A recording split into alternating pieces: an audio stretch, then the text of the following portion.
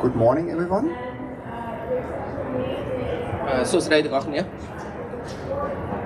Welcome to the side event on spirituality and forest protection.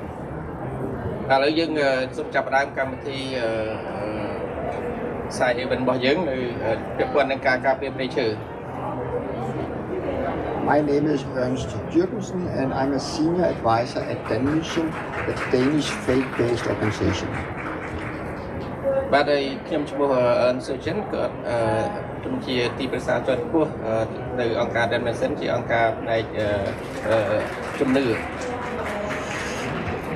This morning, three Cambodian forest activists will speak on how faith motivates them to protect the forest in the context of shrinking civic space.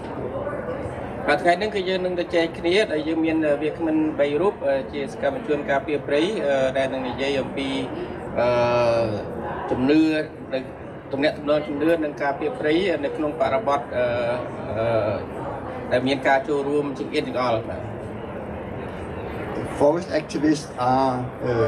Totogur, a Buddhist monk, head of the monk community forest.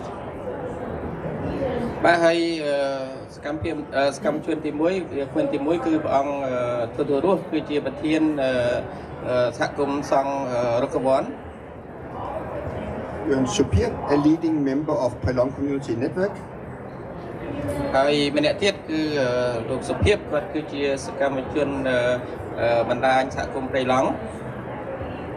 Sotsuan, and Kui Indigenous and the leading member of Prairogar Forest Community Network.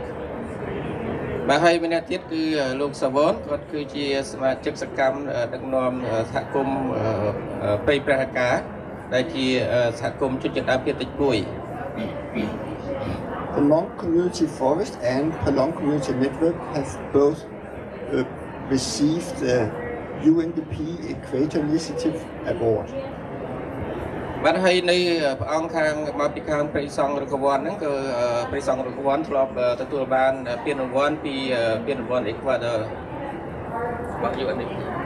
Pralong Community Network has also received a number of other awards.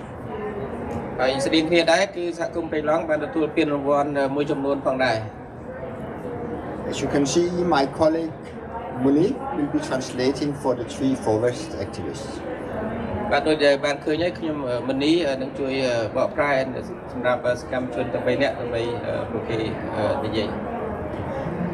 We will start by showing a map of Cambodia and the three forests that they are trying to protect.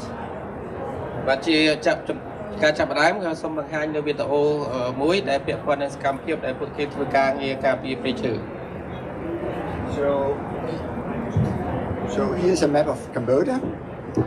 located in Southeast Asia. To the west, we have Thailand, to the north, Laos, and to the east, Vietnam. And Supir is from Pralong, the red forest. Sotsuan is from Prairogar, the yellow one.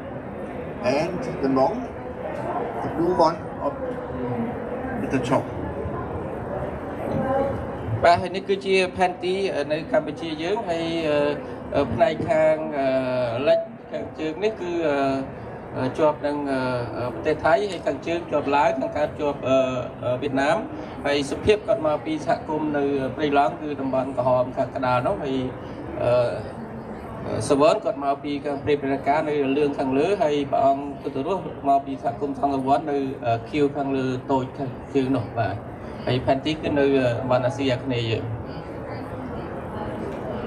The three forest activists, they will speak on how faith motivates them to protect the forest in a context of shrinking civic space and the challenges that they face in that regard.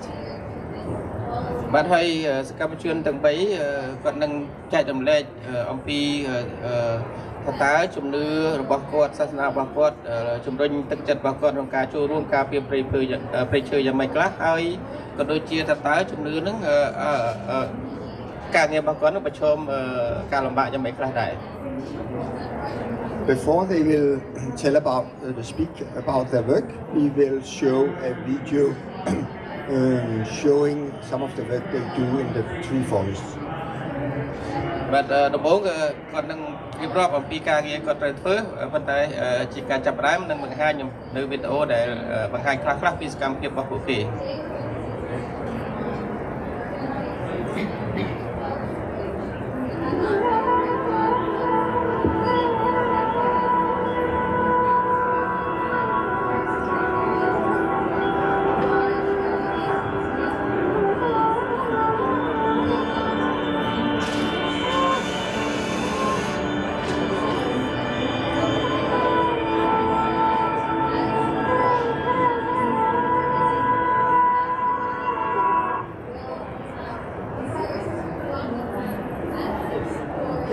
What's happening here?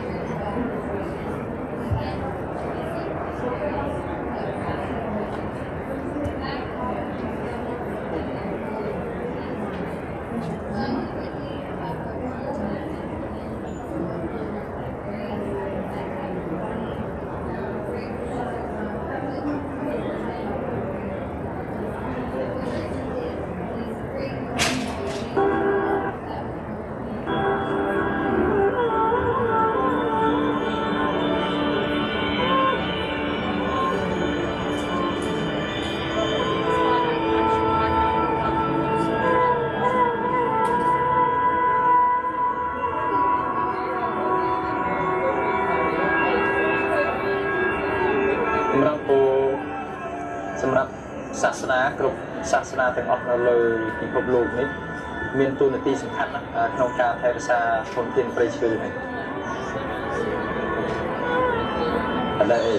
ព្រៃឈើនៅខេត្តឧត្តរមានជ័យនេះដែលស្មារតីឃើញជាក់ស្ដែងត្រូវបានបាត់បង់ទៅយ៉ាងឆាប់រហ័សន័យថាអត់មានឈើនៅសេសសល់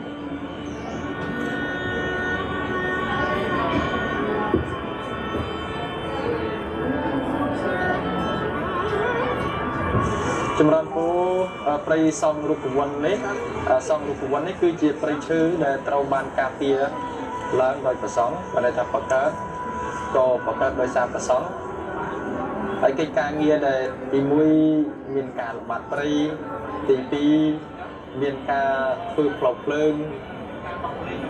អញ្ចឹងតកតងទៅនឹងសកម្មភាពបទល្មើសពេលដែលយើងល្បាតឬក៏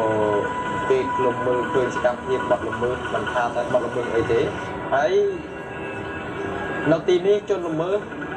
គ្រប់រូបភាពទាំងអស់ដែលកើតចូលមកប្រព្រឹត្តបទល្មើសនៅកន្លែងនេះគឺកាត់ផ្លាច់លោកនឹងគណៈកម្មការថែរក្សាគឺ20ឆ្នាំ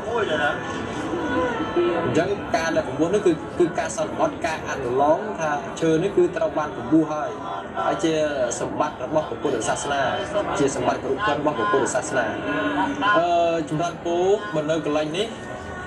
ដើមឈើដែលបានពពុះហើយអត់មានបុគ្គលរូបណាហេតុកាត់មកចង់ឲ្យមនុស្សទាំងអស់មិនថាតែប្រសងឬក៏បរិស័ទឬក៏សាសនាដទៃនឹងរស់រានជាមួយនឹងព្រៃឈើរស់រានជាមួយធម្មជាតិ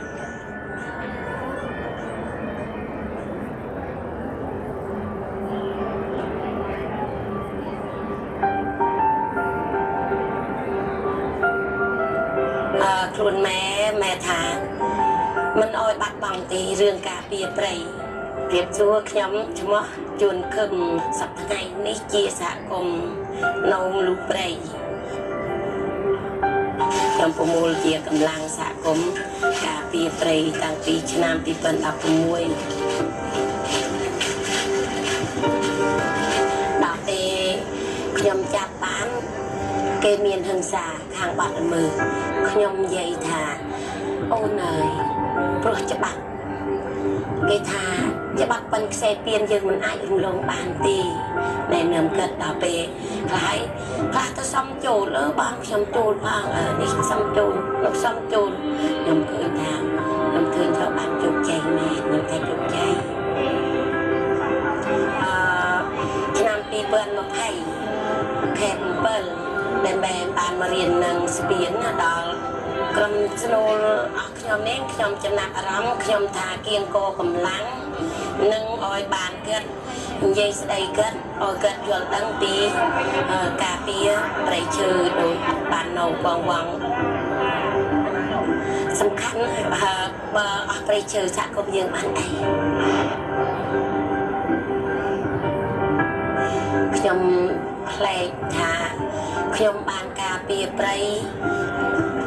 កម្លាំងការពារប្រៃឈើវាមានទុកលំបាកណាស់ប៉ុន្តែវាមានអារម្មណ៍ស្បាយអូន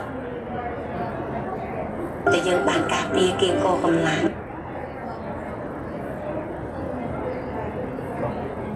ខាងសហគមន៍យើងវាក្លាហាន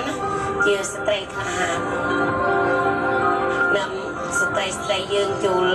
បលែងត្រីហេនេះដូចតែថាយើងធ្វើអីក៏ជោគជ័យតែយើងនៅទៅយើងវាรู้អីក៏បានដូចថាវារីកចម្រើនហើយនឹងដោយកូនចៅក៏វាតិចទៅចំទៀត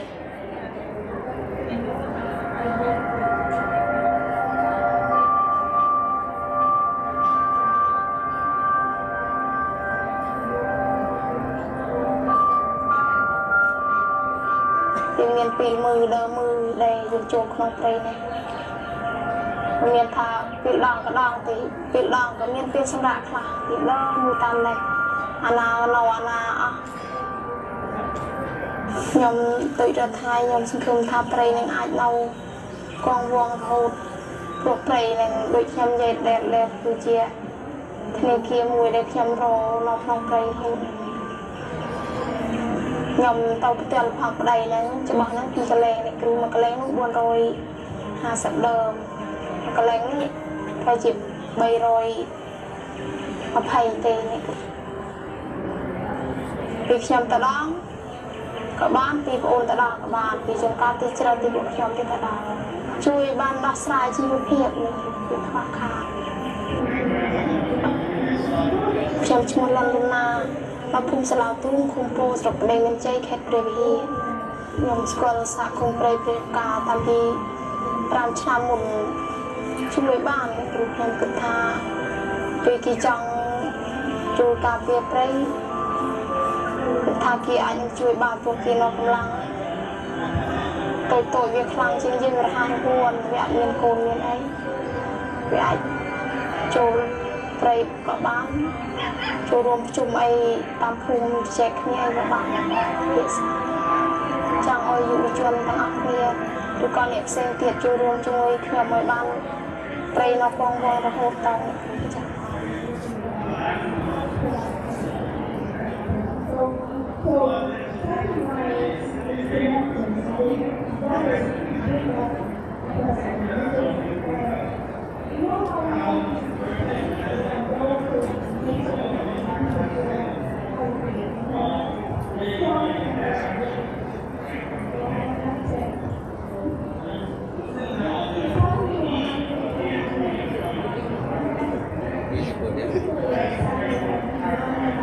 Yes, now we will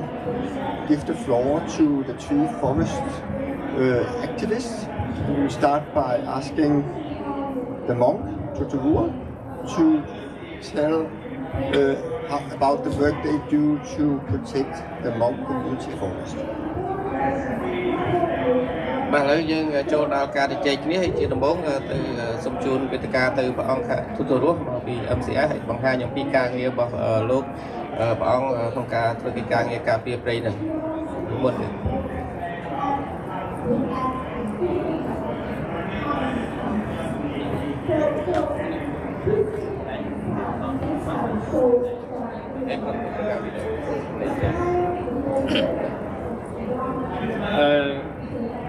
សួស្តីទាំងអស់គ្នាមកព្រាមពោធិរសមកពីប្រទេសកម្ពុជាហើយជាសកម្មជនការពារព្រៃឈើនៅក្នុងខេត្តឧត្តរមានជ័យនៅប្រទេសកម្ពុជា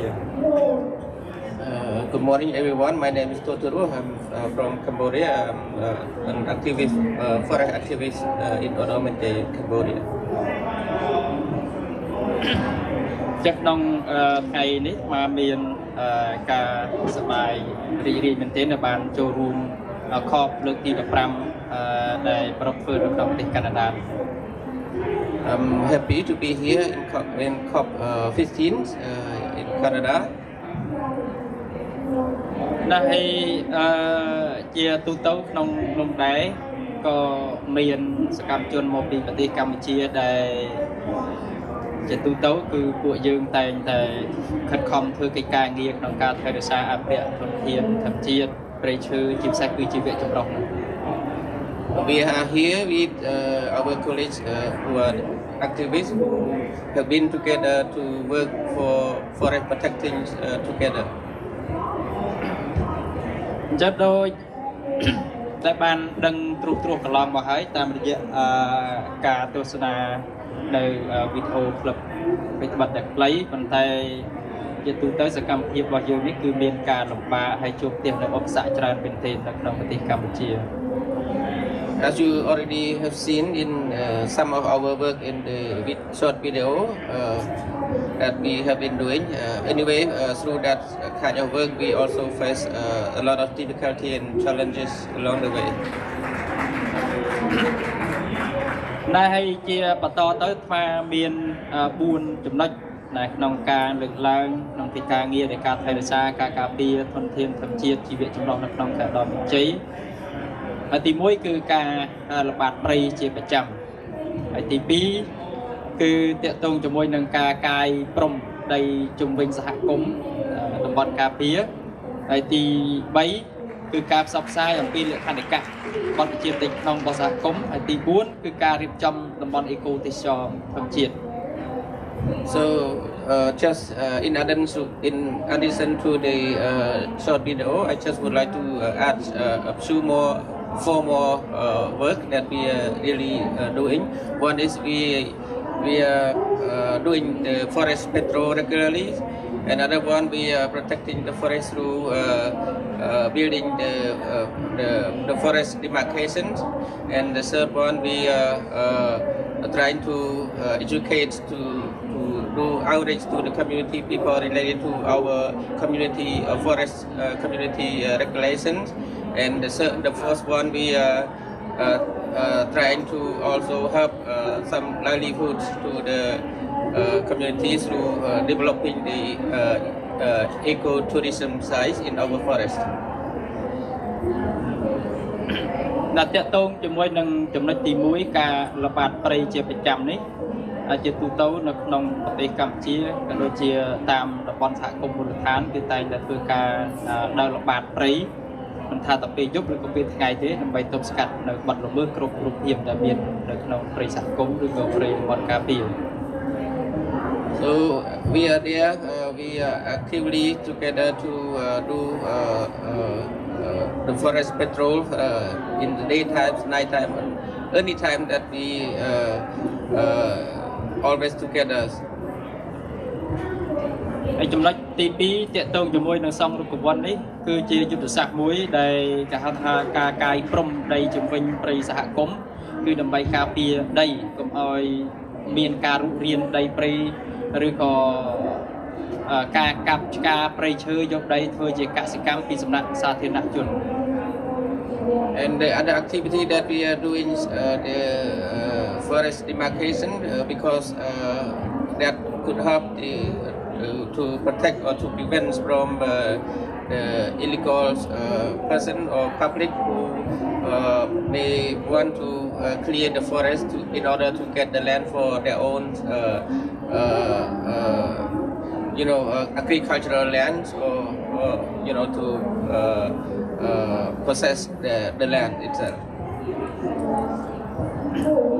ចំណុចទី3តាក់ទងជាមួយនឹងការផ្សព្វផ្សាយលក្ខណៈទៅដល់ប្រជាសហគមន៍មូលដ្ឋានដែលនៅជុំវិញព្រៃសហគមន៍គឺជាការចាំបាច់មែនទែនដែលចាំបាច់គឺត្រូវតែឲ្យគាត់ជ្រាបឲ្យគាត់ដឹងពីគោលបំណងនៃការថែរក្សាការការពារព្រៃ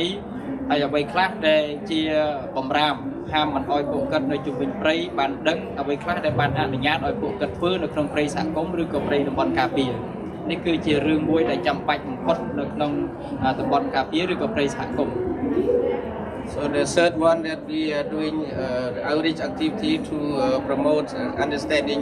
the community, the forest community regulations to the people who are living around the forest, so that they would know what to do, what they can do, what they cannot do in order to access to the forest. ចំណុចទី4គឺការរៀបចំតំបន់អេកូទេសចរសហគមន៍មូលដ្ឋានគឺជាការបង្កើនជីវភាពឬក៏ដើម្បីរោគចំណូលទ្រទ្រង់នៅសកម្មភាពទាំងឡាយដែលយើងនឹងធ្វើនៅក្នុងព្រៃសហគមន៍ដូចជាការល្បាតព្រៃហើយក៏ដូចជាការធ្វើឲ្យមានជីវភាពរបស់ប្រជាសហគមន៍នៅជុំវិញព្រៃសហគមន៍នឹងមានជីវភាពកាន់តែប្រសើរឡើងអញ្ចឹងជារួមថាការរៀបចំតំបន់អេកូទេសចរនេះគឺដើម្បីរោគចំណូលដើម្បីផ្គត់ផ្គង់សកម្មភាពនៅក្នុងព្រៃសហគមន៍ផងដើម្បីបង្កើនជីវភាពប្រជាពលរដ្ឋនៅជុំវិញព្រៃសហគមន៍នឹងផង And the last one that we developing the ecotourism because we want to sustain our activity. We want to get some income in order to support our forest patrol activities and also to help the people living around the forest area. សំណួរមួយដែលត្រូវបានគេលើកឡើងជារឿយៗមិនថាតែជនជាតិខ្មែរឬក៏ជនបរទេសទេថាតើបួសជាប្រសង់នៅក្នុងពុទ្ធសាសនាហើយទៅការពារព្រៃនេះมันខុសនឹងច្បាប់ទម្លាប់របស់ពុទ្ធសាសនាដែរឬទេ One question that always been asked by everyone or the public, no matter Cambodian or other nationality, is it correct for the monk to work to protect the forest? សំណួរនេះតាមកាពិតសកម្មភាពនៃការថែរក្សាព្រៃពីសំណាក់ព្រះសង្ឃមិនថាតែនៅក្នុងប្រទេសកម្ពុជាឬក៏នៅទូទាំងពិភពលោកទេគឺអត់មានទោសបីអីទេជាពិសេសគឺការធ្វើសកម្មភាពនេះគឺជាការធ្វើតាមទំនៀមរបស់ពុទ្ធទាំង3ទី1គឺព្រះអង្គបានកើតឡើងបានន័យថាព្រះអង្គប្រសូតក៏នៅក្រោមដើមឈើព្រះអង្គត្រាស់ដឹងក៏នៅក្រោមដើមឈើហើយព្រះអង្គបរិនិព្វានក៏នៅក្រោមដើមឈើដែរអញ្ចឹងសកម្មភាពទាំង3នេះហើយដែលខ្ញុំណាត់អាត្មាបាននឹងកំពុងតែធ្វើក្នុងកិច្ចការងារនៃការថែរក្សាព្រៃនេះ In fact, there is nothing wrong. As the monkhood, we follow the role model of our Buddhism principle as the Buddha himself, who were born under the tree, delighted under the tree, and also his death under the tree. So there is nothing wrong. You just try to do following the principle of the Buddha, who educate people to love the nature or the forest. សំណួរមួយទៀតសួរថាហេតុអ្វីបានជាចាំបាច់ក្នុងការថែរក្សានិងការការពារព្រៃឬក៏ជីវៈចម្រុះ And another question also asked to me, why we need to protect the forest? ចម្លើយអាចឆ្លើយបានថាព្រៃឈើគឺជាស្បៀងអាហារនៅក្នុងពិភពលោកដែលមិនចេះរីងស្ងួតព្រៃឈើគឺជាធនាគាររបស់ប្រជាពលរដ្ឋដែលនៅជុំវិញសហគមន៍មូលដ្ឋានដែលអត់មានការប្រាក់ទេ We are doing so because the forest is our sustainable food and is the sustainable food bank where we can access any time for food for living, which we spend less money. សារៈប្រយោជន៍ទាំងអស់នេះហើយដែលធ្វើឲ្យយើងជាអ្នកធ្វើសកម្មភាពយកចិត្តទុកដាក់ក្នុងការថែរក្សាការអភិរក្សនៅធនធានព្រៃឈើក៏ដូចជាជីវៈចម្រុះនៅសូមអរគុណបាទ That is why we are trying our best to do the forest protection. Thank you.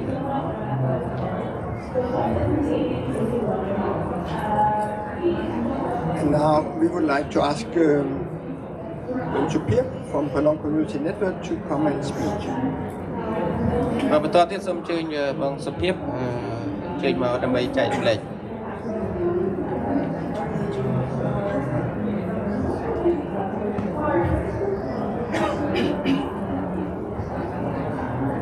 បាទជម្រាបសួរខ្ញុំបាទឈ្មោះហ៊ឿនសុភាពមកពីបណ្ដាញព្រៃឡង់ខេត្តកំពង់ធំប្រទេសកម្ពុជា Good morning, my name is Hun Supip. I'm from Prelang Community Network in Kampong Thom Province, Cambodia. បាទថ្ងៃនេះគឺខ្ញុំមានចិត្តសប្បាយរីករាយមែនទែនដែលបានចូលរួមសន្និសីទ លើឆាកអន្តរជាតិទាំងមូលដែលមានការចូលរួមពីប្រទេសជិតខាងឬក៏ពិភពលោកទាំងមូលដែលមានការជួបជុំគ្នានិយាយពីបញ្ហានៃការបាត់បង់ព្រៃឈើឬក៏ធនធានធម្មជាតិ Today I'm very happy to join here the international event where I see many people from different places around the world to come here to discuss about the loss of forest and biodiversity as a whole. បាទហើយខ្ញុំពេលនេះគឺចង់បង្ហាញថាបណ្ដាញព្រៃឡង់គឺយើងបានធ្វើការការពារធនធានធម្មជាតិនិងជីវៈចម្រុះគឺយូរឆ្នាំមកហើយក៏យើងបានចងជាបណ្ដាញទាំង4ខេត្តដើម្បីការពារធនធានធម្មជាតិនៅក្នុងតំបន់ព្រៃឡង់ទាំងមូលទាំងនោះ I'm here like to share with you all about our work which we have been doing so for years by collecting or networking community members around the forest area from the 4 provinces around the forest area. បាទការគ្រប់គ្រងនេះគឺយើងមាន4ខេត្តមានខេត្តកញ្ចេះស្ទឹងត្រែងព្រះវិហារនិងកំពង់ធំ So in the Prelong protection area, we have it's surrounded by 4 provinces: Kampong Thom, Kratis, Previhir, and Stang Train province. បាទក្រោយពីយើងបានឃើញសកម្មភាពនៃការកាប់ផ្លាញ់ព្រៃឈើនៅក្នុងតំបន់ព្រៃឡង់ទាំងមូលនៅឆ្នាំ1996មកដល់ឆ្នាំ2000នេះគឺក្រុមបណ្ដាញព្រៃឡង់ទាំងអស់ទាំង4ខេត្តគឺចាប់ផ្ដើមធ្វើការទំនាក់ទំនងគ្នាចាប់ផ្ដើមធ្វើការចងក្រងដើម្បីការពារធនធានធម្មជាតិនៅតំបន់នោះតែម្ដង We are doing the forest protections because we have seen that there are a lot of forest illegal forest loggings and transporting since 1996. So since that time we are together starting to collect our community members to join together to do something for the forest protection. សកម្មភាពដែលយើងធ្វើរយៈពេលយូរឆ្នាំនេះមកទល់បច្ចុប្បន្នគឺសកម្មភាពដែលចម្បងមាន3ចំណុចទី1គឺជាសកម្មភាពបាទ So here I just would like to mention our key activities. The first one is our forest patrol activities. បាទសកម្មភាពល្បាតនេះគឺយើងធ្វើការងារជាច្រើនដូចជាការទប់ស្កាត់តេតូននឹងការកាប់បំផ្លាញព្រៃឈើការជួញដូរសត្វព្រៃនិងសកម្មភាពផ្សេងៗទៀតដែលធ្វើឲ្យប៉ះពាល់ដល់និរន្តរភាពព្រៃឈើទាំងមូល So the patrol activity help to prevent the forest illegal logging, animal trapping, transportations, and so on. តែសកម្មភាពទាំងអស់នោះគឺនៅពេលដែលយើងធ្វើសកម្មភាពល្បាតគឺយើងប្រមូលវត្ថុតាងដែលធ្វើឲ្យការកាប់ផ្លាញ់ព្រៃឈើនៅពេលដែលយើងប្រមូលវត្ថុតាងបានទាំងអស់នោះគឺយើងធ្វើការប្រគល់ទៅជូនអាជ្ញាធរសមត្ថកិច្ចនៅរដ្ឋាភិបាលខ្មែរ So during our patrol activities, we document all evidence that we found from our observation, our visiting to the forest, and then we send those evidence information to relevant authority of Cambodia. បាទក្រោយពីសកម្មភាពល្បាតព្រៃក៏យើងមានសកម្មភាពជាច្រើនដូចជាសកម្មភាពពង្រឹងដើមឈើសកម្មភាពធ្វើបុណ្យរំលឹកគុណព្រៃឡង់ implement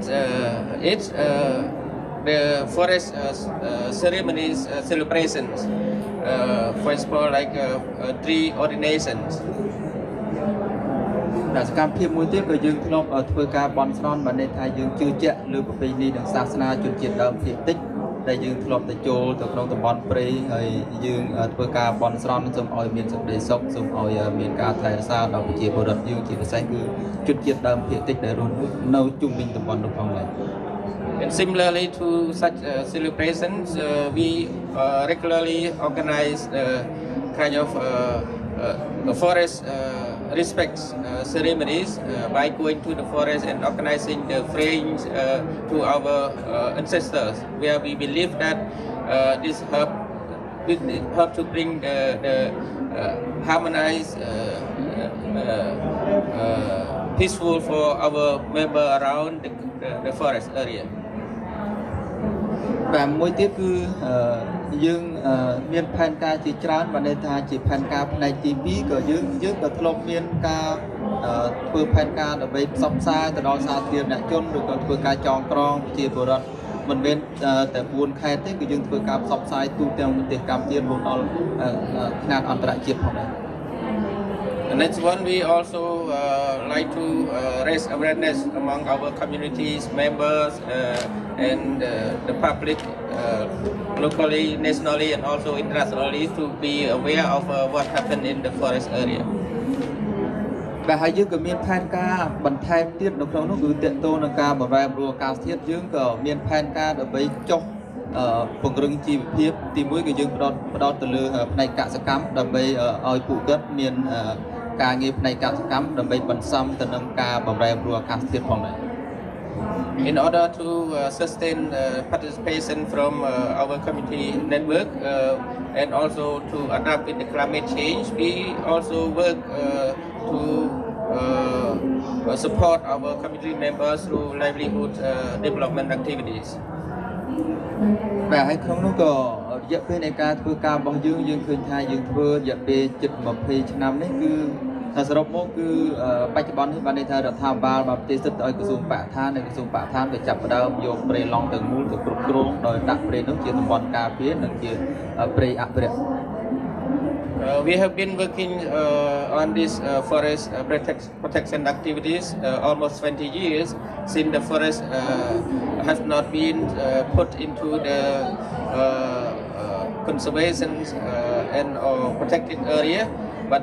right now the government transferred this forest into protected area. រឿងតេតតនឹងការអភិរក្សនេះគឺបណ្ដាញសហគមន៍យើងខ្ញុំគឺមានការព្រួយបារម្ភនិងមានកត្តាប្រឈមជាច្រើនដែលក្រសួងបរិស្ថានឬក៏អាជ្ញាធរនៅទីនោះនៅស្រុកខ្មែរយើងគឺបដិថាគាត់រឹតបន្តឹងសិទ្ធិសេរីភាពនៅគាត់បញ្ឈប់ការសកម្មភាពក្រុមបណ្ដាញសហគមន៍យើងគឺមិនឲ្យចូលទៅក្នុងតំបន់ព្រៃឡង់ការពារដូចពីដើមវិញបានទេ Since then, the Prelong forest being put into the protected area,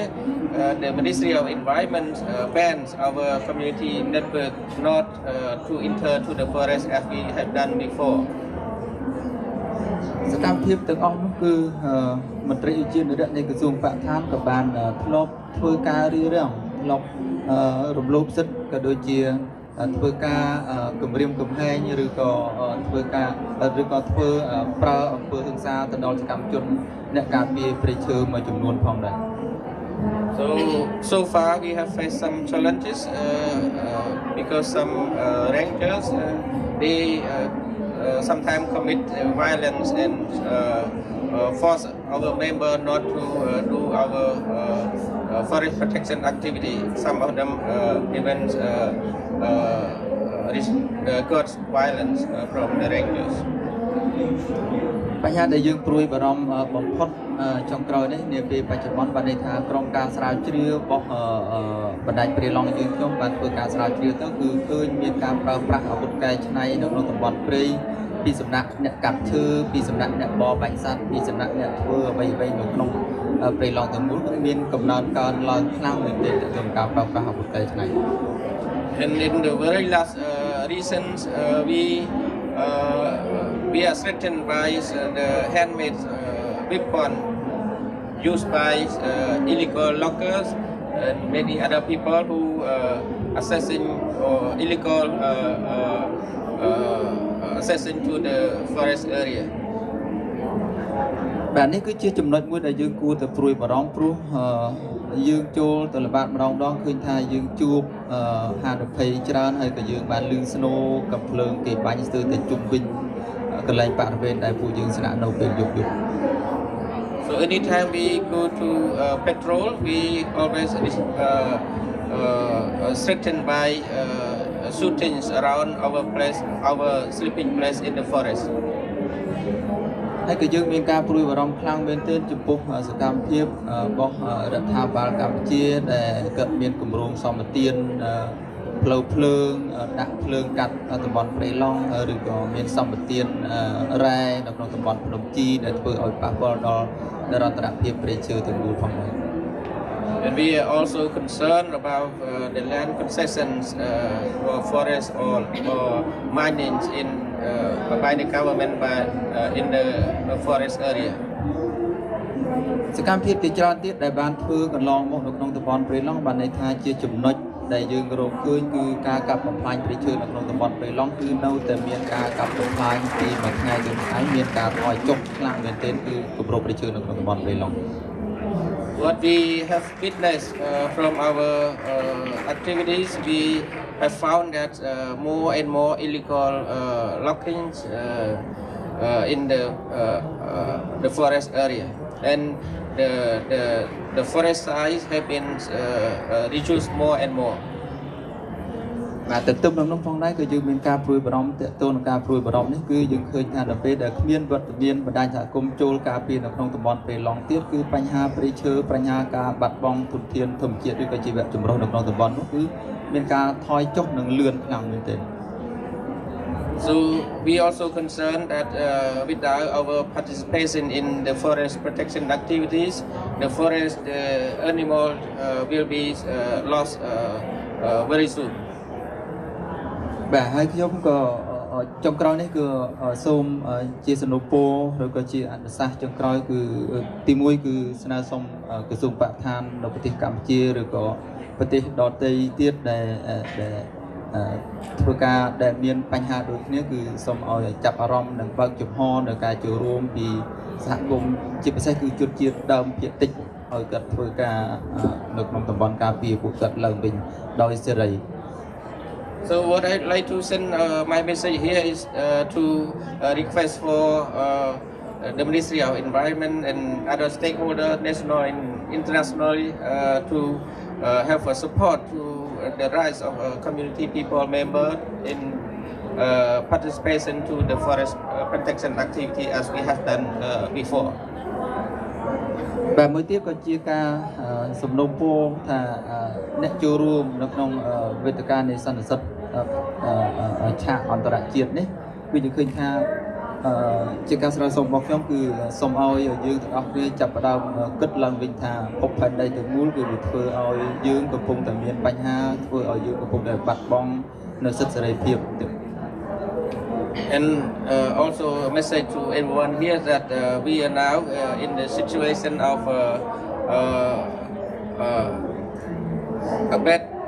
affection from the planet where it is damaged by our activities. បាទហើយក៏ស្នើសុំប្រទេសជិតខាងបានន័យថាប្រទេសដែលនៅលើផែនដីទាំងមូលដែលយើងជាមនុស្សអ្នកស្រឡាញ់បរិស្ថានដូចគ្នាគឺស្នើសុំបញ្ឈប់នៃការប្រើប្រាស់សម្ភារៈនិយមសម្ភារៈនៃការប្រើប្រាស់ឬក៏វត្ថុធាតុដើមដែលធ្វើឲ្យប៉ះពាល់ដល់និរន្តរភាពព្រៃឈើគឺយើងឃើញថាបើប៉ះពាល់តែប្រទេសកម្ពុជា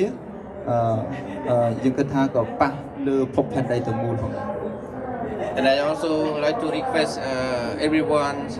individually to reuse using the material that made from the woods or any other biodiversity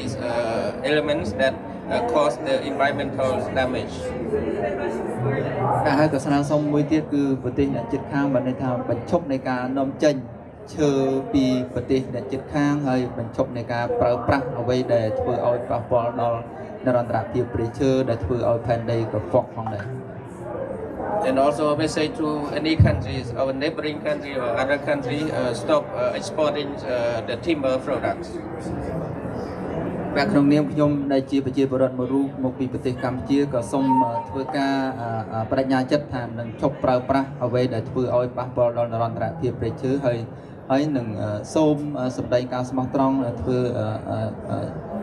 ការចាប់អារម្មណ៍និងបដិញ្ញាចិត្តថាសូមចូលរួមទៅលើសកម្មភាពនៃការការពារធនធានធម្មជាតិជាមួយនឹងដៃគូអង្គការដៃគូអភិវឌ្ឍន៍ផ្សេងៗជាពិសេសគឺរដ្ឋាភិបាលរបស់ប្រទេសខ្លួនគឺសូមបដិញ្ញាចិត្តថានឹងចូលរួមជារៀងរហូតដើម្បីភពផែនដីយើងទាំងមូលផងដែរសូមអរគុណ So before I end my sharing, I'd like to express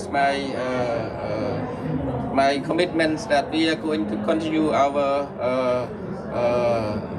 activities by not doing anything that affect to our environment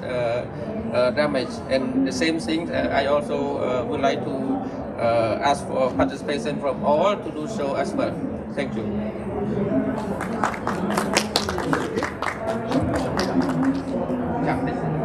One question for you, Supir. Could you please say a little bit about the Palong app and how you use the app to document forest fires and biodiversity? សំណួរមួយបងប្រៀបតើអាចជួយពណ៌នាមទេតើយើងប្រើប្រាស់វិធី app ដើម្បីប្រមូលព័ត៌មានមូលទិន្នន័យអីហ្នឹងតើប្រើប្រាស់យ៉ាងម៉េចហើយវាពិតទៅមិនដែរ បាទតើតោះនឹងបណ្ដាញព្រៃឡង់យើងគឺយើងធ្វើការតាមដានគម្របព្រៃឈើឬក៏តាមដាននៅសកម្មភាពបទល្មើសដែលកើនឡើងគឺយើងប្រើប្រាស់នៅកម្មវិធី app របស់ព្រៃឡង់ដោយមានការសហការជាមួយនឹងទោះបីជាសហគមន៍យើងមិនមានកម្រិតក្នុងការចាត់កែច្នៃឬក៏បទពិសោធន៍នៃការប្រើប្រាស់ប៉ុន្តែយើងក៏ធ្លាប់បានធ្វើការសហការជាមួយនឹងដៃគូជាពិសេសគឺអង្គការ Danmission Actually, we as a community member, we have no capacity to set up the app itself, but we have been collaborating with our partner, especially Danmission, to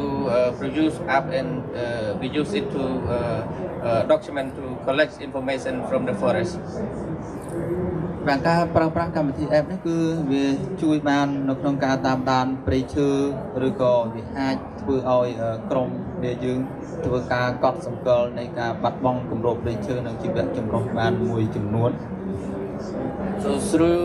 using the app, we can document and monitor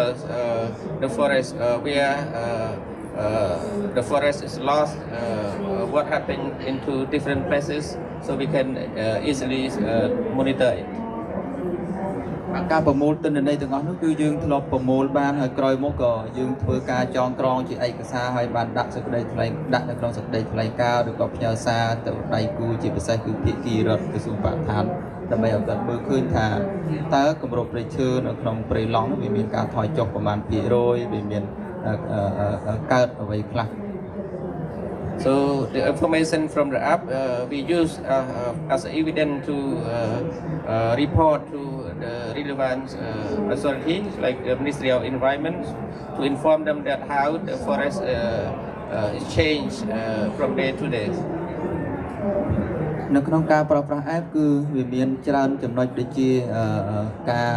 រំលោភសិទ្ធិក៏មានការប្រើប្រាស់អំពើហិង្សាពីសំណាក់អាជ្ញាធរមកដល់សកម្មជនព្រៃឡង់ឬក៏សកម្មជនដែលការពារព្រៃឈើឬក៏មានជាច្រើនផ្នែកទៀតដែលវាមានសារៈប្រយោជន៍ខ្លាំងមែនទែនសម្រាប់អ្នកដែលការពារព្រៃឈើនោះគឺអាចទទួលការប្រមូលទិន្នន័យទាំងអស់នោះវាមានប្រយោជន៍ហើយវាងាយរហ័សទាន់ចិត្តហើយមានសុវត្ថិភាពទៀតអរគុណច្រើន So in the app itself, it has many functions where we can record different activity, including threatening, illegal logging, transportation, the wood cutting, animal trap, many other things where we can easily document those information and use it for our advocacies or other,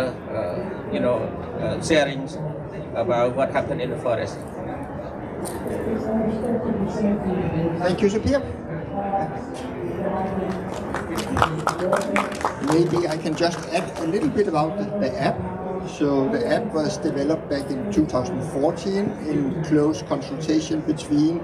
Palong Community Network, an IT company, University of Copenhagen and Danmission. And since then, the app has been used by Palong Community Network, but also the two other communities to collect data on forest crimes, biodiversity, climate change, and so on. The data from the app is being analyzed by researchers from University of Copenhagen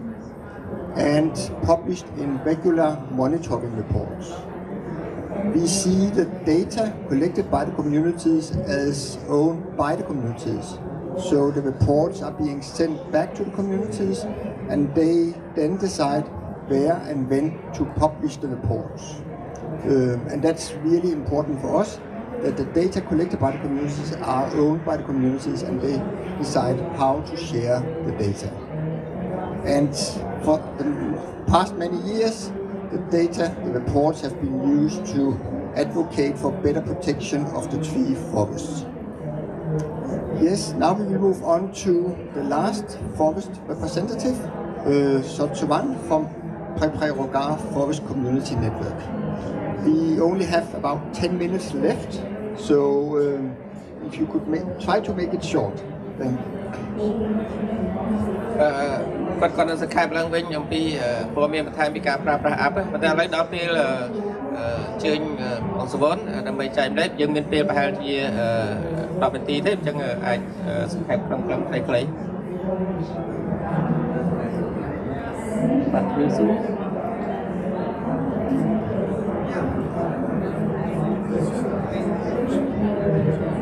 ព្រះសួរខ្ញុំជួនសិទ្ធិសវនជាចិត្តដើម្បីតែគួយមកពីកម្ពុជាបើនិយាយលឺទៅគាត់ស្ដាប់អត់លឺបាទជំរាបសួរខ្ញុំឈ្មោះសិទ្ធិសវនជាចិត្តដើម្បីតែគួយមកពីប្រទេសកម្ពុជាបាទ Good morning, my name is Savon. I'm indigenous Kuis from Cambodia. បាទសកម្មភាពដែលសហគមន៍ជាតិដើមបន្តិចបានធ្វើគឺមានការដងជាប់ទឹកហើយរកអនុផលព្រៃឈើរកបន្លែផ្លែឈើហើយនឹងជីកមើមឈើនៅក្នុងព្រៃព្រៃការដើម្បីយកទៅប្រើប្រាស់ Our Kui indigenous Kuis community member, we are living depending on the forest, non-forest, non-timber product forest, where we day to day go to the forest and doing the collecting the resins, vegetables, and many other daily food from the forest. បាទហើយអ្វីដែលជំនឿតាមបន្តិចបានធ្វើទៀតនោះគឺរក្សាព្រៃឈើឲ្យបានគង់វង្សហើយសប្តាហ៍ថ្ងៃគឺត្រូវបានដាក់បញ្ចូលក្នុងតំបន់ការពារធនធានធម្មជាតិ Then right now what we are trying to do is to protect the forest and at the same time now our community area our forest area being put into the protected area បាទនិយាយពីបញ្ហាប្រឈមគឺបញ្ហាប្រឈមរបស់ជនជាតិដើមបន្តិចគឺត្រូវបានការកាប់បំផ្លាញនៅព្រៃឈើធនធានធម្មជាតិនិងជីវៈចម្រុះបរិស្ថាន And so far we face the loss of our forest. It has been more and more deforestation in around our communities. បាទហើយការកាប់បំផ្លាញព្រៃឈើក៏ធ្វើឲ្យជនជាតិដើមបន្តិចនៅកម្ពុជាឈានទៅរកការបាត់បង់នូវប្រពៃណីវប្បធម៌និងអត្តសញ្ញាណរបស់ជនជាតិដើមបន្តិចនៅកម្ពុជាផង And through that deforestation, we as a Kuis indigenous community, we lost our identities, our way of living. បាទចំពោះព្រៃឈើវាមានសារៈសំខាន់ខ្លាំងណាស់សម្រាប់ជនជាតិដើមបន្តិច And as you know, the forest is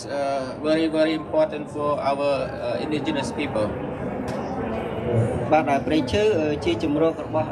អ្នកតាជាជំរករបស់ទេវតាដែលដូនតាយើងគឺមានតំណងគឺមិនអោយមានការកាប់បំផ្លាញព្រៃឈើនោះទេបាទ And the forest is our ancestor home, our spirits, where they educated us not to this forest or to destroy anything in the forest. បាទដូច្នេះហើយបានជាដូនតារបស់យើងគឺគាត់មានការហាមគឺមិនឲ្យមានការកាប់បំផ្លាញនៅព្រៃឈើ And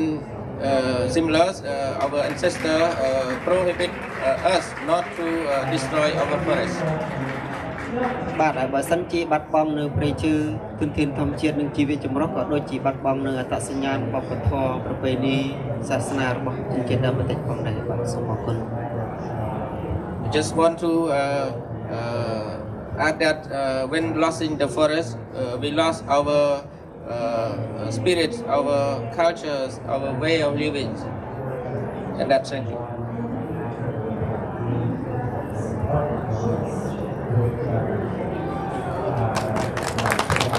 very much. We have a few minutes left. Any questions from the audience? Yes?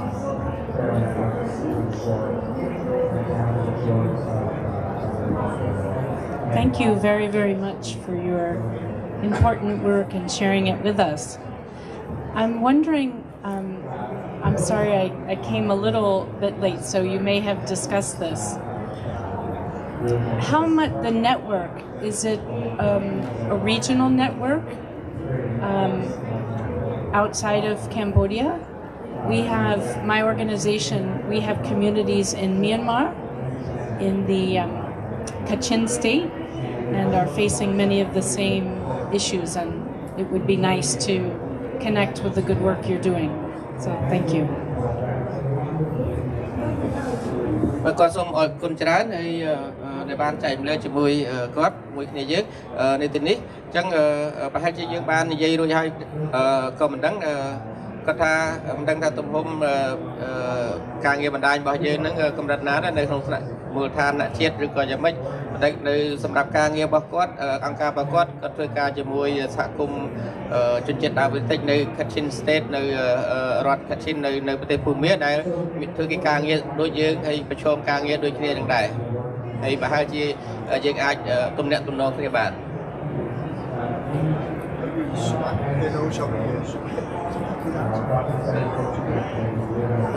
បងសុភាពអាចឆ្លើយបានទេអាចចូលរួមយោបល់បានទេអាចមិនកម្រិតណាបណ្ដាញរបស់យើងនេះតើតើនឹងមិនទេតើតើនឹងបណ្ដាញព្រៃឡង់នេះបើយើងនិយាយពីកម្រិតគឺបានន័យថាជាកម្រិតថ្នាក់ខេត្តបានន័យខេត្តទាំង4ខេត្តនោះគឺយើងបូកបញ្ចូលគ្នាហើយមានសមាជិករាប់ម៉ឺនអ្នកដែលធ្វើការគ្រប់គ្រងទៅលើសកម្មភាពយើងទាំងនោះ Actually, our community network is locally combined of 4 provinces around the forest, where thousands of community members living connected to our network. បើនិយាយពីការងារនៃការចងបណ្ដាញគឺយើងអត់ទាន់មានការចងបណ្ដាញថ្នាក់អន្តរជាតិបានន័យថាពីប្រទេសមួយទៅប្រទេសមួយទេហើយក៏ជាផែនការមួយដែលយើងប្រុងនឹងធ្វើនាពេលបច្ចុប្បន្នខាងមុខនេះដែរ So far we have not be able to connect with other international networks yet, but we are in the planning to do so. បាទព្រោះខ្ញុំគិតថាជាគំនិតរបស់ខ្ញុំផ្ទាល់ខ្ញុំគិតថាតកតូននឹងបញ្ហានៅពេលដែលយើងចូលរួមមហាសន្និបាតនេះគឺយើងបានឃើញពីបញ្ហានៃការកើតឡើងពីសហគមន៍តាមប្រទេសនីមួយៗគឺបញ្ហាគឺវាស្តៀងតែគ្នាទេអញ្ចឹងគឺអាការចងបណ្ដាញបានន័យថាជាគំនិតមួយបើសិនជាយើងចងបណ្ដាញនៅការធ្វើឲ្យកាត់បន្ថយនៃការកាប់បំផ្លាញព្រៃឈើឬក៏យើងមានយុទ្ធសាស្ត្រឬក៏សារមួយដាក់រួមគ្នាដើម្បីឲ្យប្រទេសនីមួយៗឬក៏រដ្ឋាភិបាលនីមួយៗគាត់មានការចាប់អារម្មណ៍ឬក៏គាត់មានការកាត់បន្ថយទៅលើសកម្មភាពគោលការណ៍អភិវឌ្ឍរបស់ខ្លួនផងដែរ Very important that we are here and we have learned and heard a lot of stories similarly that we are facing and that's good that we should connect with each other to build our strong voice to to advocate our government or other relevant bodies to consider reduce the impact on environment or deforestation from their development activities. ខ្ញុំគិតថាគឺជាចំណុចល្អមួយដែលយើងបានជជែកនឹងវិភាសាគ្នាហើយក៏ជាចំណុចពិសេសដែលយើងចង់មានកម្រិតថាជាផែនការរួមដើម្បីធ្វើការចងបណ្ដាញទំនាក់ទំនងគ្នារវាងប្រទេសដែលមានបញ្ហាដូចគ្នាឬក៏ប្រទេសនៅលើផែនដីតែមួយដើម្បីដោះស្រាយបញ្ហាប្រឈមបញ្ហានៃការបាត់បង់ជីវៈចម្រុះ And it's very good that if we can connect with each other to document or to share all information that we are facing similarly or the same together to to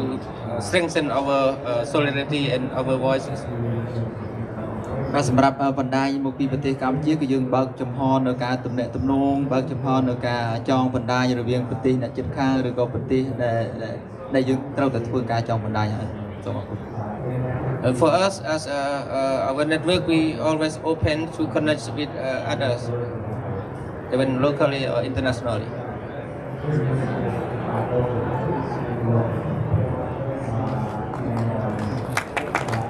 Maybe I could just add a little bit. So far, the 3 forestry networks, they have worked in isolation. But for the last few years, we have tried to connect the 3 forestry networks. So when you look at the map here are the 3 forests where we are working with the networks. And what we are trying to do now is also to engage forestry networks in other parts of Cambodia. And the next step would then be also to connect them with forestry networks in other countries. One of the ideas that we have is to also expand the use of the app to other countries, because we actually think that the app is very useful not only in Cambodia but also in other countries. So that's really the ambition. Thank you. More questions?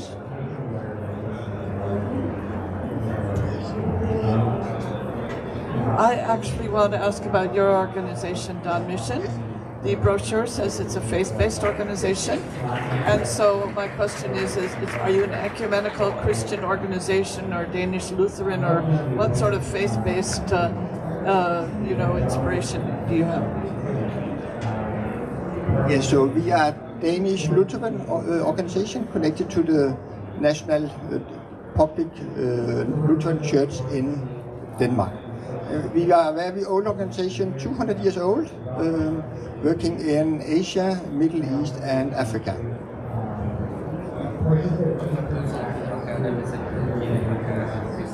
More questions before we... Yes? I'd like to... I'm Jameson Irvin from UNDP, from the Equator Prize, and very happy to see 2 Equator Prize winners. My question is, how did the Equator Prize affect your community, and how can UNDP assist you going forward?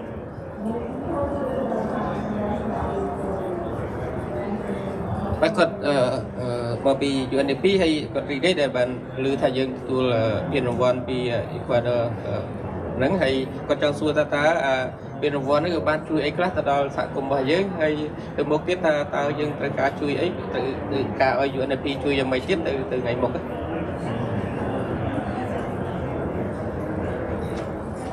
អរគុណច្រើនសម្រាប់បណ្ដាញព្រៃឡង់គឺយើងទទួលបានពានរង្វាន់ដូចជាពានរង្វាន់ពី UNDP ហើយនិយាយពីពានរង្វាន់នេះគឺមានសារៈប្រយោជន៍ខ្លាំងមែនទែនទី1គឺជាឈ្មោះរបស់ក្រុមបណ្ដាញព្រៃឡង់គឺល្បីទូទាំងខ្នាតអន្តរជាតិផងដែរហើយទី2ក៏ជាពានមួយដែលធ្វើឲ្យជំរុញនិងលើកទឹកចិត្តសមាជិកឬក៏សកម្មជនអ្នកការពារបរិស្ថានធនធានធម្មជាតិនៅទីនោះមានកម្លាំងចិត្តដើម្បីបន្តការងារខ្លួនឯងបន្ថែមទៀតផងដែរ Actually, the prize gave us a well-known recognition,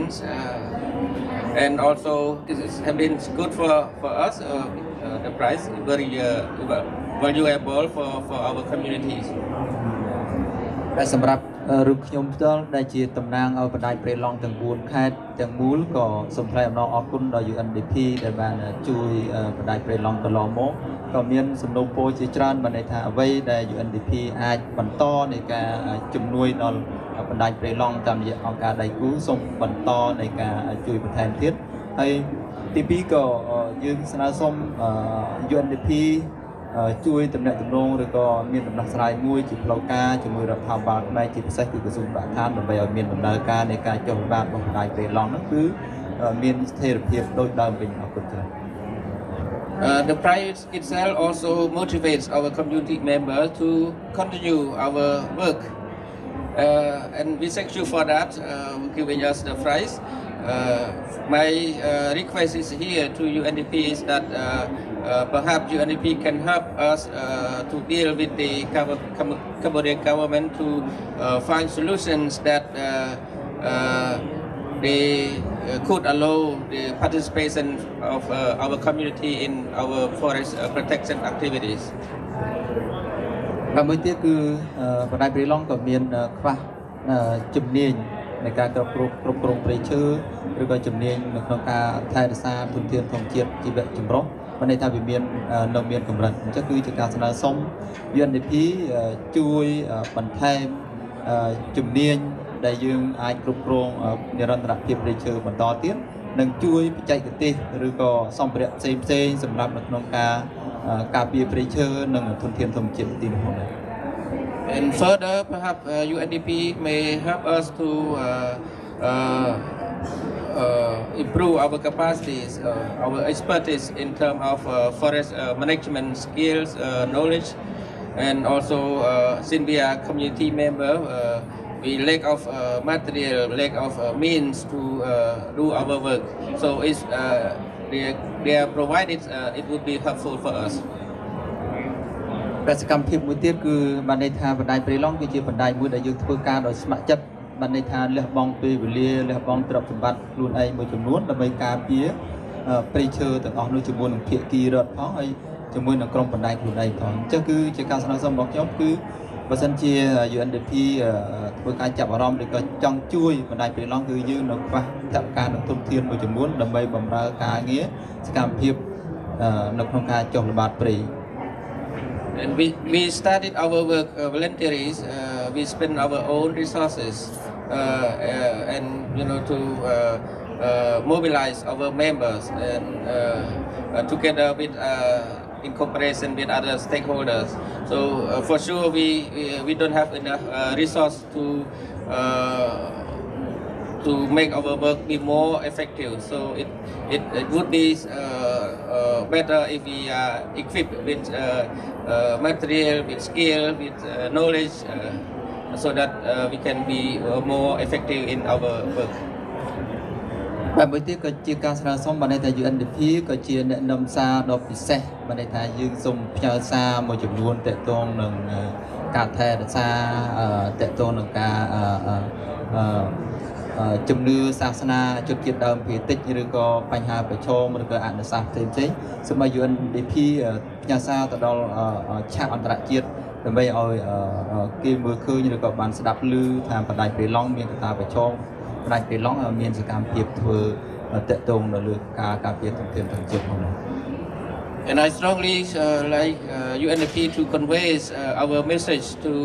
the government, to the international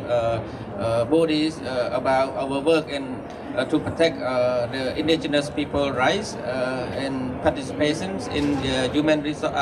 natural resource protection, including the forest itself, our own culture as well. Thank you. Bonne support.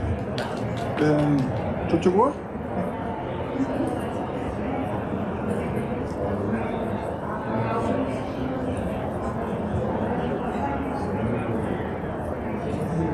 So ស្ដីសារទៅថ្មីម្ដងទៀតអាត្មាភាពមកពីប្រទេសកម្ពុជាហើយជាប្រធានសង្ឃសហគមន៍លោកវ័ន Good morning again. Totoro from MCF Mount Community Forest. ណាហើយសម្រាប់សង្ឃលោកវ័ននេះគឺបានធ្វើកិច្ចការងារជាមួយ UNDP រយៈពេលប្រហែលជាពីឆ្នាំ 2015 16 រហូតដល់ឆ្នាំ 2017 ក្នុងនោះគឺមានយុទ្ធនាការនៃការកាយព្រំផងដែរ And I just would like to remind that in between 2015 to 17 we have been working together with UNDP on the forest demarcation. តែអ្វីដែលសំខាន់សម្រាប់សង្ឃរូបវ័នដែលមិនអាចបំភ្លេចបាននោះគឺបានទទួលពានរង្វាន់ Equator Prize នៅទីក្រុងញូវយ៉កសហរដ្ឋអាមេរិកកាលពីឆ្នាំ 2010 តាមរยะ UNDP ផងដែរ And through our effort and collaboration with UNDP, we received the prize, Equator Prize in New York, United States. ហើយសម្រាប់មកគិតថានឹងធ្វើកិច្ចការងារហ្នឹងចង់ឲ្យ UNDP ហ្នឹងជួយគ្រប់គ្រងបន្តទៀតទាក់ទងជាមួយនឹងដោយការកាយព្រំយើងនៅសល់20 គីឡូម៉ែត្រដែលនៅសល់ក្នុងការកាយហើយទី2ទាក់ទងជាមួយនឹងសម្ភារៈល្បាតផ្សេងៗហើយនឹងសកម្មភាពល្បាត So my message is here to UNDP that perhaps UNDP can continue supporting our demarcations activity because we still remains about more than 20 kilometers, and also we facing the lack of petrol equipment related to that material. ហើយដែលសំខាន់ទៅទៀតនោះសម្រាប់អាជាអ្នកគ្រប់គ្រងដាក់នាំនៅកន្លែងនោះផ្ទាល់មកគិតថាសកម្មភាពបទល្មើសទាំងអស់ដែលកាត់ឡើងគឺទាក់ទងជាមួយនឹងជីវភាពរបស់ប្រជាសហគមន៍នៅជុំវិញព្រៃតែម្ដង For me, I see that most of illegal logging in the forest in my area mostly related to the people's livelihoods because they may link their living to the forest illegal logging. ដល់មកចង់ដឹងថាឬក៏សំណុំពរថាតើ UNDP អាចថាមានកម្មវិធីមួយទាក់ទងជាមួយនឹងការបង្កើនជីវភាព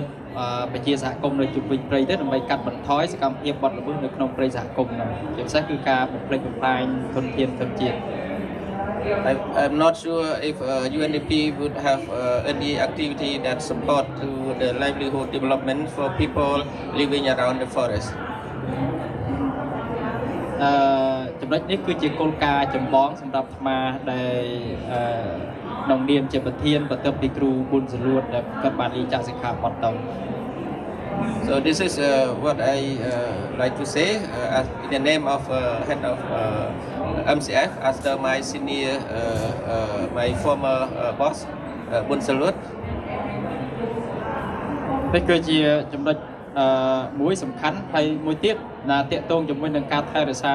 ធនធានព្រៃឈើក៏ដូចជាជីវៈចម្រុះនៅកន្លែងនោះគឺរយៈពេល1ឆ្នាំជាងមកហើយដែលក្នុងនោះគឺមានការឧបត្ថម្ភពីរបស់អង្គការ Danmission ប្រចាំប្រទេសកម្ពុជានោះគាត់បានឲ្យដ្រូនផ្ដល់ដ្រូនចំនួន2គ្រឿងហើយនឹងកាមេរ៉ាសម្រាប់ថត3គ្រឿងក្នុងការថែរក្សាការពារព្រៃនោះបន្ទាប់ពីយើងធ្វើសកម្មភាពផ្ទាល់ហើយមួយទៀតការបង្ហោះដ្រូននេះគឺយើងអាចចាប់សកម្មភាពរូបភាពពីលើអាកាសដែលក្នុងនោះពេលដែលយើងចុះប្រក្រាបបទល្មើសទៅជនល្មើសគាត់អាចរត់យើងបង្ហោះដ្រូនចាប់យករូបភាពពីលើបាន And just would like to share that in cooperation with our partner Danmission supporting us the driving camera and drone so that we can use for our patrol activity. So it's helpful when we do the patrol. We face we challenge with the illegal loggers, so we can use the drone to fly and to look for the illegal loggers. ហើយតើតងជាមួយនឹងការប្រើប្រាស់ដ្រូននេះគឺមានគុណសម្បត្តិខ្លាំងមែនទែនដែលក្នុងនោះឧទាហរណ៍ដូចអាត្មាឬក៏ក្រុមការងារនោះគាត់អស់កម្លាំងគាត់សនេះហត់អីចឹងទៅយើងអាចតាមនៅមួយកន្លែងតែយើងអាចបង្ហោះដ្រូននឹងបានរយៈពេលប្រហែលជា1គីឡូចម្ងាយ1គីឡូឬក៏2គីឡូដីដើម្បីមើលស្ថានភាពបទល្មើសជុំវិញតែយើងមិនអាចទៅដល់ And since we got the drone, it was quite helpful for us. So when we do the patrol and if we feel tired and we relax, and then we can sit and just fly the drone and to see around. ប៉ុន្តែសម្ភារៈទាំងអស់នោះគឺឃើញថាយើងមាន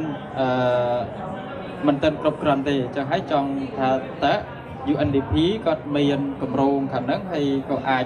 ជួយទៅខាងសង្ឃរូបវ័នតែដោយឡែកតាំងក៏ពិតទៅដ្រូនរយៈដ្រូនចំនួន2គ្រឿងនេះគម្រោងខាងព្រៃឡង់ប៉ុន្តែព្រៃឡង់ហ្នឹងអត់អោយបរហោះអញ្ចឹងហើយក៏បានមកខាងសង្ឃរូបវ័នវិញ Actually, the two drones supported by Danmission originally it's supposed to support to very long team, but since then because of the they cannot use it, so it was converted to was given to MCF. So perhaps if UNP have something to support like that, that's helpful. ហើយមួយទៀតតាកតងជាមួយនឹងសម្ភារៈក្នុងការប្រើប្រាស់នៅក្នុងព្រៃព្រោះនៅក្នុងព្រៃនេះបើតាកតងជាមួយនឹង smartphone គឺយើងចូលទៅក្នុងព្រៃហ្នឹងអត់មានសេវាទេតែយើងចាំបាច់ត្រូវការប្រើ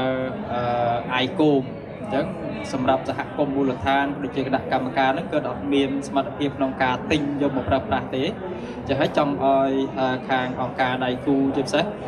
គឺ UNDP តែម្ដងដែលធ្លាប់ធ្វើការជាមួយសង្ឃរូបវ័នរយៈកាលកន្លងមកហ្នឹងជួយក្នុងកិច្ចការងារនឹងបន្តទៀត We still need support. So far we use smartphone, but unluckily when we go to the forest area, we cannot connect the phone. So we use only iPhone to communicate with each other. So as UNDP used to work with us, so if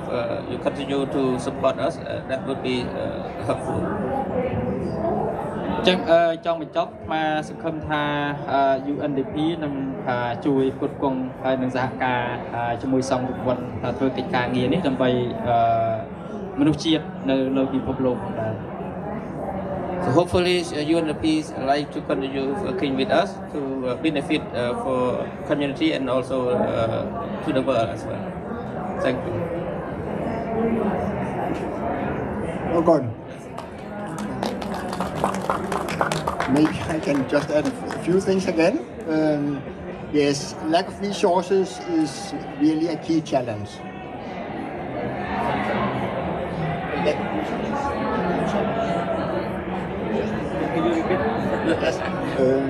Lack of resources is really a key challenge. គាត់ចង់បន្ថែមគឺថាការខ្វះនៅធនធានគឺជាការប្រឈមខ្លាំងសម្រាប់សហគមន៍របស់យើង But another very important thing, and that has also been mentioned by the communities, is shrinking civic space. មួយទៀតគាត់ចង់បញ្ជាក់នេះគឺថាសហគមន៍ប្រឈមនឹងការរឹតបន្តឹងបរិយាកាសចូលរួមរបស់យើងនឹងវាជាទៀត So Prelong Community Network and Preoga Forest Community Network have been banned from entering the forest by the Ministry of Environment. យើងដឹងហើយសហគមន៍ពីរគឺព្រៃឡង់ហើយនិងព្រៃប្រះកាគឺត្រូវបានហាមឃាត់ឬក៏រឹតបន្តឹងមិនឲ្យចូលទៅក្នុងព្រៃ We have invited officials from the Ministry of Environment to attend the site event this morning. Unfortunately, they have not been able to come here. យើងបានអញ្ជើញមន្ត្រីតំណាងក្រសួងបរិស្ថានដែលអញ្ជើញមកទីនេះដែរដើម្បីមកចូលរួមការជជែករបស់យើងប៉ុន្តែគាត់មិនអាចមកចូលរួមបាន We really hope to engage in dialogue with the ministry and try to convince them to provide access again for the forest community networks to their forests. ទោះបីយ៉ាងណាក៏ដោយគឺយើងនៅតែរកវិធីដើម្បីធ្វើកិច្ចសហការជាមួយក្រសួងបរិស្ថានធ្វើម៉េចដើម្បីសំណូមពរប្រកបឲ្យបើកឱកាសឲ្យការចូលរួមរបស់សហគមន៍ដោយដើមវិញ And whether UNDP somehow could play a role in that, maybe we can discuss that later. ហើយប្រហែលជា UNDP អាចដើរតួជួយសម្របរួលហើយយើងអាចជជែកការងារនឹងតាមក្រោយបន្ថែមទៀត I know it's a big wish from the communities. ហើយគាត់ដឹងថាការងារហ្នឹងគឺជាការផ្ទៃបន្ថែមសម្រាប់សហគមន៍របស់យើង As you have heard, the forests are really important for them. And right now they cannot enter the forest, they cannot help protect the forest. ហើយយើងដឹងហើយថាតាមដែលយើងបានលើគឺព្រៃមានសារៈប្រយោជន៍សំខាន់មែនទែនសម្រាប់សហគមន៍របស់ពួកគាត់ពួកយើងហើយតែយើងអាចចូលព្រៃបាន More questions before we close? Or any comments? Yes, please.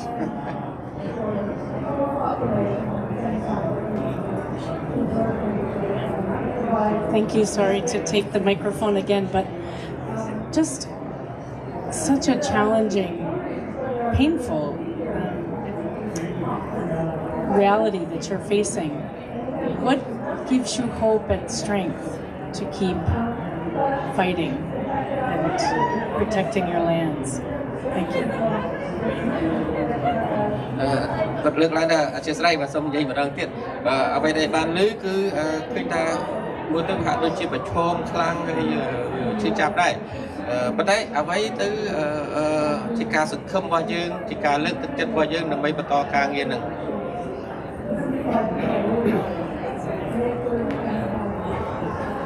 បាទនេះថាការប្រជុំគឺបើយើងនិយាយពីការប្រជុំគឺ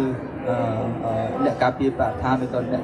ការពារព្រៃឈើនៅក្នុងប្រទេសកម្ពុជាគឺមានការប្រជុំខ្លាំងមែនទែន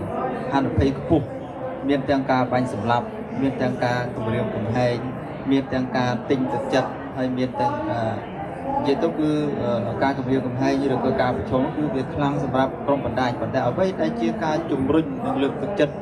នៃបណ្ដាញរបស់យើងនៅតែធ្វើការងារបន្តទៀតនេះបានន័យថាវាតកតងនឹងកត្តាជីវភាពបានន័យថាពួកគាត់ពឹងអាស្រ័យផលទាំងស្រុងនៅលើធនធានធម្មជាតិទាំងអស់នោះឯង Well, as we aware that the environmental defender are facing difficulty, threatening, shooting, arresting, many things coming on. But of course, we are participating in this forest protection activities. We realize because we rely so much on the forest. So our livelihood we depend on the non-timber forest timber products. បាទនេះគឺជារឿងសំខាន់សម្រាប់ជនជាតិដើមភាគតិចឬក៏បណ្ដាញព្រៃឡង់យើងដែលអាស្រ័យផលនៅទីនោះទាំងស្រុងបានន័យថាគឺជាទីផ្សារមួយគឺជាមុខរបរសំខាន់ដែលយើងដកហូតអនុផលព្រៃឈើតាមលក្ខណៈប្រពៃណីដែលយើងធ្វើការងារនេះដោយមិនប៉ះពាល់ដល់និរន្តរភាពព្រៃឈើទេ And we again our livelihood depend so much on the non-forest timber products but we commit not to use that kind of livelihood way of living to affect to destroy the forest or biodiversity in our forest. បាទមួយទៀតគឺយើងមើលឃើញកត្តាប្រឈមជាសកលបានន័យថាភពផែនដីទាំងមូលដោយមានការបាត់បង់ជីវៈចម្រុះឬក៏ព្រៃឈើវាធ្វើឲ្យភពផែនដីមានការចង់និយាយថាជាសកម្មភាពមួយដែលធ្វើឲ្យភពផែនដីកខ្វក់ដែលធ្វើឲ្យប៉ះពាល់ដល់បរិស្ថានដែលធ្វើឲ្យប៉ះពាល់ដល់ការរស់នៅរបស់សហគមន៍ជនជាតិដើមភាគតិចនិងជនជាតិមួយចំនួនដែលរស់នៅតាមតំបន់ភ្នំតំបន់ព្រៃឈើផងដែរ And we are aware that if losing the forest, biodiversity and the planet will become dirty, and that especially our indigenous community people member will firstly affect from that kind of changes. បាទសកម្មភាពទាំងអស់នោះដែលយើងមើលឃើញថាភាគីមួយចំនួនដូចជាភាគីរដ្ឋភាគីតំណាងតួអង្គ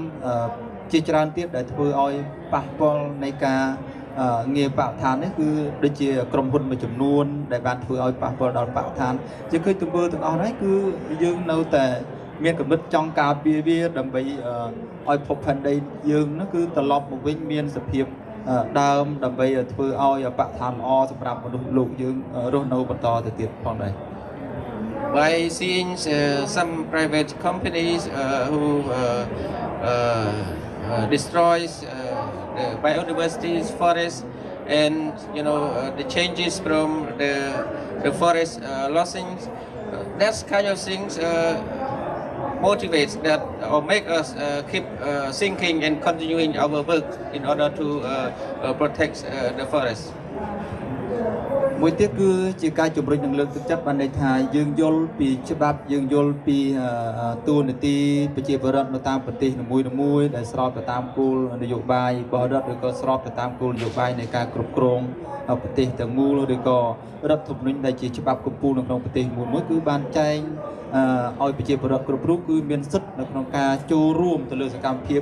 លើការអភិវឌ្ឍជាមួយនឹងភាគីរដ្ឋផងដែរហើយជាចំណុចពិសេសមួយគឺនៅក្នុងអនុក្រឹត្យឬក៏មាត្រាមួយគឺគេជំរុញនិងលើកទឹកចិត្តប ប្រជាពលរដ្ឋឬក៏ជនជាតិដើមភាគតិចក្នុងការចូលរួមអភិវឌ្ឍនៅក្នុងប្រទេសកម្ពុជាឬក៏ប្រទេសផ្សេងៗរបស់ភាគីខ្លួនឯងផងដែរ And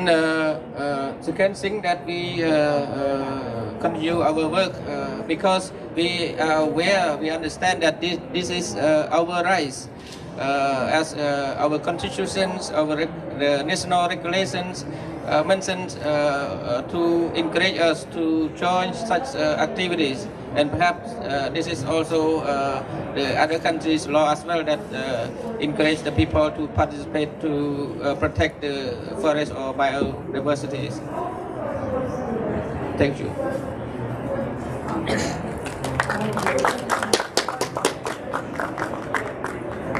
Yes, I think it's time to close. So thanks a lot for all of you to come here this morning. I really hope that the communities will be able one day again to go into their forest and protect the forest as they have done for decades. បាទឥឡូវដូចជាដល់ពេលដែលយើងសម្បត្តិបញ្ចប់ហើយប៉ុន្តែគាត់សង្ឃឹមថាសហគមន៍របស់យើងនឹងទទួលបានសិទ្ធិទទួលបាននៅការអនុញ្ញាតឲ្យធ្វើកិច្ចការងារដូចអ្វីដែលយើងធ្លាប់ធ្វើពីមុនមក And please feel free to go and talk with the forestry network representatives if you have more questions for them. But thank you very much and have a nice day. អរគុណសម្រាប់ចូលរួមហើយបើមានសំណួរអីបន្ថែមទៀតអាចទៅតាក់ទងវាគ្មិនរបស់យើងអាចសួរបន្ថែម Thank you.